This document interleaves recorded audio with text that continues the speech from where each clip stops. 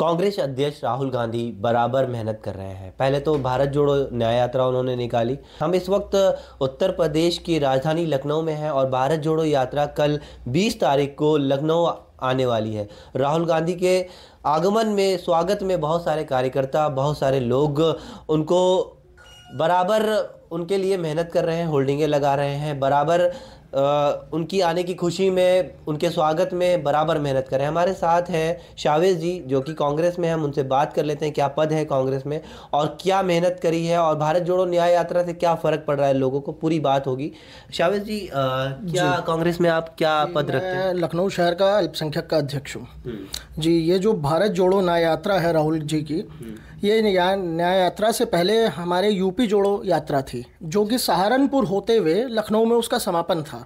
तो ये जितनी भी न्याय यात्रा निकाली जा रही है मुस्लिम बहुल क्षेत्रों से निकाली जा रही हैं, क्योंकि अल्पसंख्यक समाज के जितने लोग हैं, पिछड़े अल्पसंख्यक में जितने भी हैं, चाहे सिख हों, ईसाई हों, सबको मतलब कि एक तरीके से अगर देखा जाए तो अल्पसंख्यक समाज बहुत ज़्यादा समर्थन अपना राहुल जी को दे रहा है। कंधे से कंधे जोड़कर पूरे उत्तर प्रदेश में राहुल जी के साथ खड़ा है। आप सहारनपुर से अगर पिछली यूपी जोड़ो यात्रा का अगर रूट देखते हैं तो जितने भी थे, चाहे वो लखीमपुर हो, शाहजहांपुर हो, A to Z overall Saharanpur से लेकर लखनऊ तक बहुत ही भव्य स्वागत किया गया। जो हमारा समाज है, जो अल्पसंख्यक समाज है और अल्पसंख्यक प्रकोष्ठ है हमारी, वो पूरी तौर तरीके से राहुल जी के साथ ऐसे लगा हुआ है, समर्थन दे रहा है जिसका कोई जवाब नहीं।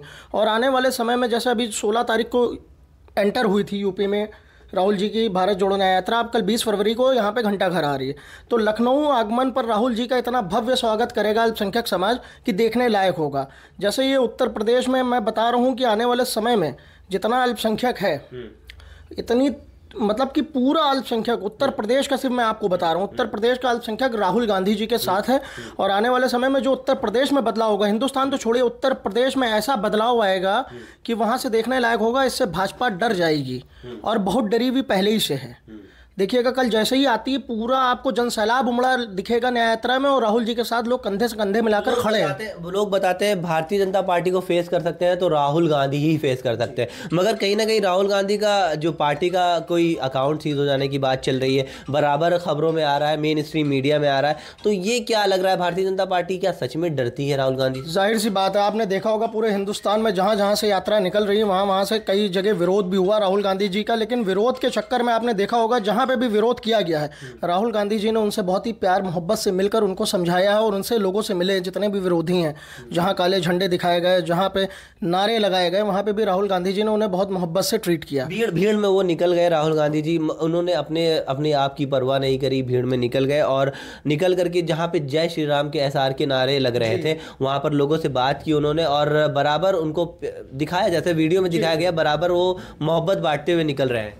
देखिए राहुल गांधी जी की एक कहावत है कि ये मोहब्बत की दुकान चल रही है, हम समेट लेंगे एक साथ। अगर हमारा नेता समाज के लोगों के प्रति इतना एक्टिव ना होता, ये भाई देखिए नरेंद्र मोदी जी तो है नहीं कि आपने अभी कल ही परसों की एक वीडियो देखेगा जिसमें JP नड्डा साहब थे, जिसमें आपके सांसद जी लखनऊ थे, राजनाथ सिंह जी, देखिए कैसे मालाओं के चक्कर में मार हो रही थी, लप्पा झप्पी हो रही थी कि हाँ वो माला पहन ले, ये पहन ले। हमारा नेता ऐसा नहीं है। हमारा नेता भ्रष्टाचार पे बात करता है, ठीक है, हमारा नेता बेरोजगारी पे बात करता है, हमारा नेता हर एक चीज़ पे बात करता है, जिस चीज़ पे हो सकता है वो हर एक व्यक्ति से मिलता है, क्योंकि हमारा नेता ज़मीनी नेता और लोगों का चहेता नेता है। नरेंद्र मोदी वैसे भी घबराए हुए हैं, भाजपा सरकार घबराई हुई। अगर आज घबराई ना होती तो कल जिस हिसाब से हमारी पार्टी की होल्डिंगें लगी थी घंटा घर पे, वो समेटती ना आ जाने पे। घंटा घर की होल्डिंगें कल आपने लगाई सुबह और खत्म कर दी गई। जितनी किसने खत्म कर दिया? नगर निगम। नगर निगम ने पूरी तरीके से तौर तरीके से उस होल्डिंगों को सुबह हटा दिया, जबकि उनको पता था कि 20 फरवरी को जनसभा है घंटा घर पे, ये सभी को पता था। उसके बावजूद यहाँ से होल्डिंग हटा दी गई।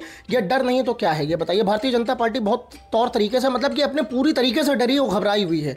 जहाँ जा रही है वहाँ सारी चीज़ें ऐसे ही बौखला गई, उसको कुछ समझ में नहीं आ रहा करें तो करें क्या। लाखों रुपए बर्बाद हो गए होंगे होल्डिंग में, अगर नगर निगम ने ऐसे काम किए हैं और लाखों रुपए की होल्डिंग लगी होगी। जी, मैं नगर निगम को नहीं कहना चाहूँगा, क्योंकि नगर निगम चाहे कोई भी प्रशासनिक अधिकारी हो या प्रशासन का व्यक्ति हो, चाहे वो किसी भी डिपार्टमेंट का हो, गवर्नमेंट, जाहिर सी बात है जब तक कोई उसे नेता आदेश नहीं देगा तो वो काम नहीं करेगा। ये भारतीय जनता पार्टी के किसी बड़े नेता की साजिश है कि इनकी होल्डिंगों को हटाया जाए, यहाँ से लोगों को एकदम ना दिखाया जाए, क्योंकि ये देखिए ये मुस्लिम बहुल क्षेत्र है, ये अल्पसंख्यक अल्पसंख्यकों का बहुल क्षेत्र है। यहाँ पे घंटा घर पे मैंने क्या बताया, भारत जोड़ो न्याय यात्रा जो आ रही है वो मुस्लिम बहुल क्षेत्रों से होकर आ रही, क्योंकि अल्पसंख्यक समाज को एकत्रित कर सके, क्योंकि इनका पूरा जो है समर्थन सबसे ज़्यादा है समाज में। कांग्रेस बराबर जोड़ने की बात कर रही है और जोड़ भी रही है लोगों को। न्याय यात्रा, जोड़ो यात्रा, बहुत सारी यात्राएं निकाली और साथ में एक बड़ी जो इंडिया गठबंधन, एक बड़ा गठबंधन बनाया जिसमें सारी पार्टियों को एकजुट लेकर के भारतीय जनता पार्टी के खिलाफ जा रही है।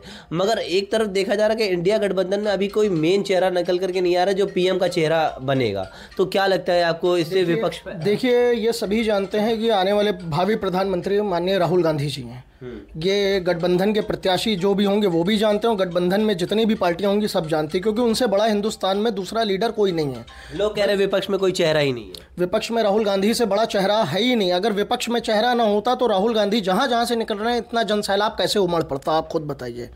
ये भारतीय जनता पार्टी पूरी तरीके से डरी हुई है, बौखलाई हुई है और खुद आपस में फूट पड़ी हुई है कि इन्हीं के पास कोई चेहरा नहीं है। आपस में भी देखिएगा लास्ट मोमेंट पे यही लोग लड़ेंगे, इन्हीं के पास कोई चेहरा नहीं होगा। आपस में वैसे भी बहुत फूट पड़ चुकी है। और देखिए, हमारा नेता जो है ना, वो बख्शिश की राजनीति नहीं करता, वो परिवर्तन की राजनीति करता है।